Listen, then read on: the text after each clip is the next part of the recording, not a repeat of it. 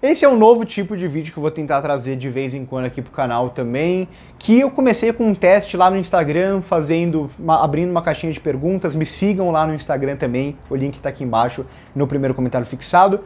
Muita gente mandou perguntas, eu selecionei algumas, aproveitei que muitas nesse período são sobre o Oscar também, então acho que já encaixa bem com esse período, mas vou tentar fazer pelo menos uma vez por mês, uma vez a cada 2 semanas, e das próximas vezes eu abro uma possibilidade de perguntas aqui no YouTube também. Perguntas que vieram de vocês e eu vou comentar o que eu acho, tentar analisar um pouco essas perguntas. As duas primeiras são do @mugoolina, que ele pergunta: com o avanço dos streamings, você acha que as salas de cinema tenderão a minguar? Uma coisa que vocês perguntam muito, que eu sempre sou um pouco cético, né? A resposta mais simples e que mais gente esperava é que sim, o streaming vai acabar com o cinema, esse tipo de coisa. O cinema vai se tornar algo apenas para pessoas que se dedicam muito a assistir filmes no cinema mesmo e tudo mais. Na prática, temos que esperar, vamos olhar, porque a gente vê o cinema começando a ter um crescimento após a pandemia, o cinema brasileiro também conseguindo boas bilheterias no ano de 2024. Também a gente tem que olhar muito para o quão sustentável são os streamings, porque os streamings se vendiam no início como um lugar onde você ia ter acesso a todos os filmes e ponto final por um preço acessível.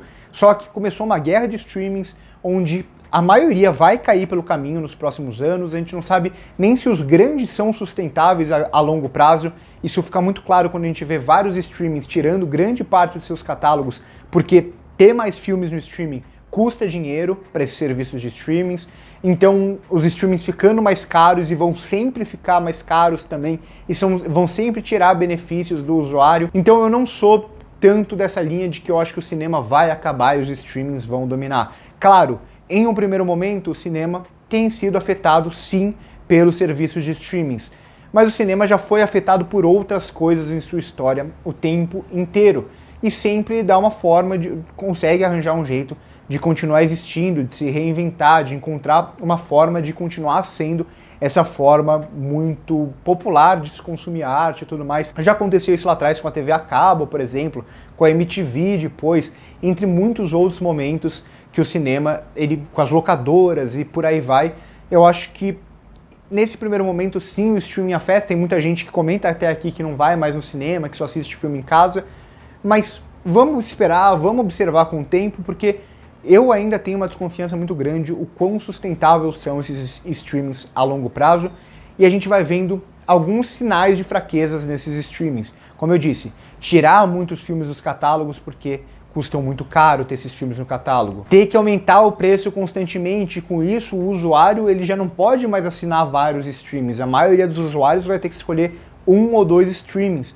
Então, são algumas questões que eu acho que a gente vai observando. O conteúdo original mesmo, que muitos streamings estavam investindo muito dinheiro, eles começam a ver que muitas vezes esses conteúdos não trazem o retorno esperado em usuários, que eles chegam talvez perto de um teto de usuários que eles não vão ultrapassar. Tanto assim, é uma situação muito mais complexa e delicada do que se parece inicialmente, né? Que parece esse senso comum de que o cinema vai acabar e os streamings vão dominar.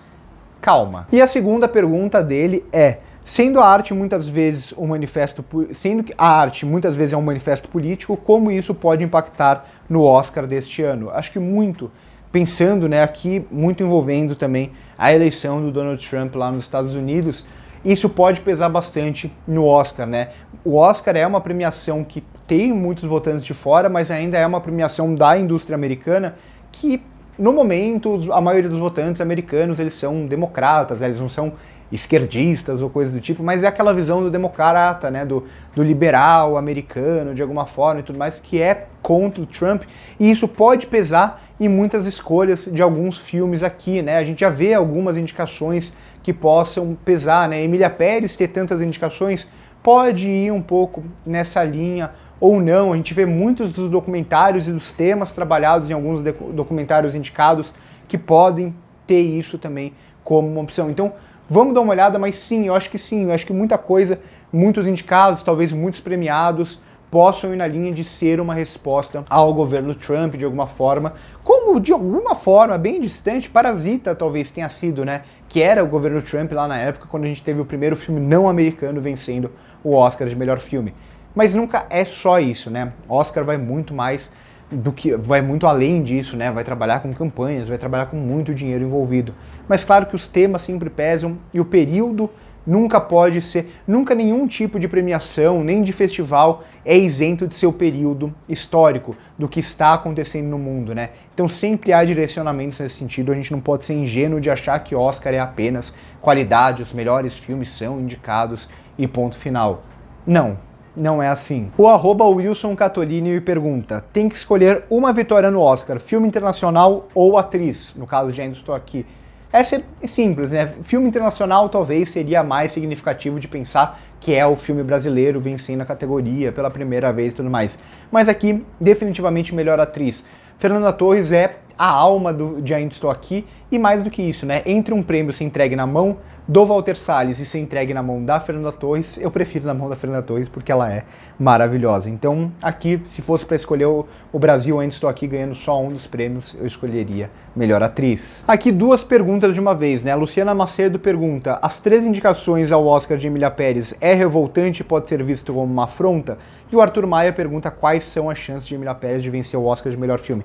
Já falei isso até no vídeo dessa semana, né? Sobre as chances de Emília Pérez e tudo mais, que eu acho que hoje são reais. A gente tem que observar, melhor filme tem o lance do voto preferencial, se permite boicote, mas no momento não parece, até que algumas premiações possam provar que a gente esteja errado, até hoje não parece que Emília Pérez tem essa rejeição, né? Não tem qualquer tipo de rejeição no momento, parece, na academia. Claro que esse tipo de coisa começa a pipocar muito mais perto do Oscar, mas no momento Emília Pérez parece muito esse filme que os votantes se sentem bem, né? Muito a cara do votante do Oscar falar, olha só, eu me sinto bem porque eu estou premiando um filme que tem uma atriz trans. Por mais que tenha todo um debate, né? Grande parte da comunidade trans não gosta dessa abordagem no filme e tudo mais, mas é a cara da academia premiar esse filme naquela linha meio Green Book da vida, meio Crash da vida. Não acho impossível Emília Pérez ganhar o Oscar de melhor filme, mas eu acho que é um ano completamente em aberto. E se isso é revoltante ou não, depende de como você observa o Oscar, né?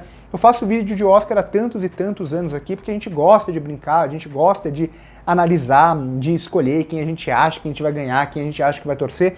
Mas o mais importante é a gente entender o Oscar como uma premiação que ela não são os melhores filmes do ano, elas são os filmes que têm mais dinheiro de campanha, que são direcionados para aqueles votantes, quase como se eles pegassem todos os filmes que são feitos no ano e fechassem só aquelas possibilidades de voto, e aí começassem há muito tempo, antes, né, meses antes, esses filmes começam a ser votados em outras premiações, e os votantes nem assistem aos outros filmes, eles basicamente assistem aos filmes que já estão sendo votados nas premiações anteriores, né? Emília Pérez entra nessa linha. Emília Pérez é o filme da Netflix para o ano, é um investimento gigantesco, o maior investimento da Netflix para Oscar.